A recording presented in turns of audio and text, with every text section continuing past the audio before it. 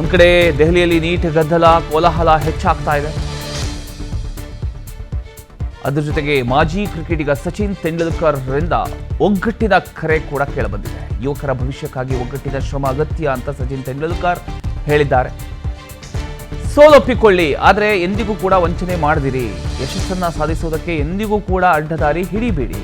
ಕಠಿಣ ಶ್ರಮ, ಪ್ರಾಮಾಣಿಕತೆ ಹಾಗೂ ಅರ್ಹತೆ ಗೆಲ್ಲಬೇಕು. ನಮ್ಮ ಮಕ್ಕಳ ಭವಿಷ್ಯವನ್ನ ನಾವೆಲ್ಲರೂ ಕೂಡ ರಕ್ಷಿಸೋಣ ಅಂತ ಅವರು ಪೋಸ್ಟ್ ಮಾಡೋದ್ರ ಮೂಲಕ ತಿಳಿಸಿದ್ದಾರೆ. ಅದರ ಒಂದು ಪ್ರತಿಯನ್ನು ನೀವು ಗಮನಿಸ್ತಾ ಇದ್ದೀರಿ. ಕ್ರಿಕೆಟ್ ದೇವರು ಅಂತಾನೆ ಕರೆಯಲ್ಪಡ್ತಕ್ಕಂಥ ಸಚಿನ್ ತೆಂಡೂಲ್ಕರ್ ಬ್ಯಾಟ್ ಹಿಡಿದು ದಾಖಲೆಗಳ ಮಳೆ ಸುರಿಸಿದ್ದ ಈ ದಿಗ್ಗಜ ಈಗ ದೇಶದ ಯುವಕರಿಗೆ ಒಂದು ಮಹತ್ವದ ಸಂದೇಶವನ್ನು ನೀಡಿದ್ದಾರೆ. ಗೆಲುವಿಗಿಂತ ಪ್ರಾಮಾಣಿಕತೆ ದೊಡ್ಡದು. ಸೋಲು ಒಪ್ಕೊಳ್ಬಹುದು, ಆದರೆ ವಂಚನೆ ಎಂದಿಗೂ ಕೂಡ ಮಾಡಬಾರದು ಅಂತ ಯುವಜನತೆಗೆ ಕರೆಯನ್ನು ಕೊಟ್ಟಿದ್ದಾರೆ.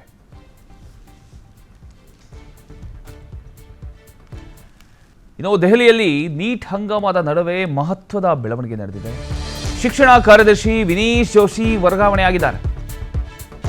ದೆಹಲಿಯಲ್ಲಿ ಇದು ಮಹತ್ವದ ಬೆಳವಣಿಗೆ ಅಂತಾನೆ ಹೇಳ್ಬೋದು.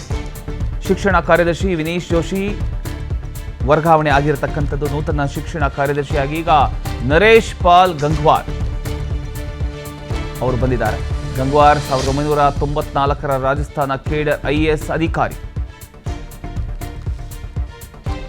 ಈಗ ದೆಹಲಿಯಲ್ಲಿ ನೀಟ್ ಹಂಗಾಮದ ನಡುವೆ ಈ ಒಂದು ಮಹತ್ವದ ಬೆಳವಣಿಗೆ ನಡೆದಿರತಕ್ಕಂಥದ್ದು.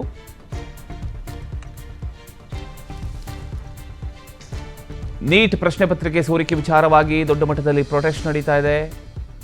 ಇನ್ನೊಂದು ಕಡೆ ಧರ್ಮೇಂದ್ರ ಪ್ರಧಾನ್ ಅವರು ರಾಜೀನಾಮೆ ಕೊಡಬೇಕು ಅಂತ ದೊಡ್ಡ ಆಕ್ರೋಶ ವ್ಯಕ್ತವಾಗ್ತಾ ಇದೆ.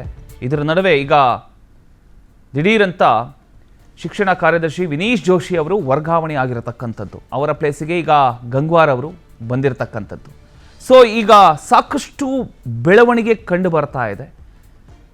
ಮುಂದಕ್ಕೆ ಏನಾಗಬಹುದು ಅನ್ನುವಂಥ ಒಂದು ಕುತೂಹಲ ಕೂಡ ಕಾಡ್ತಾ ಇದೆ. ಈಗ ಸಿಕ್ಕಿರತಕ್ಕ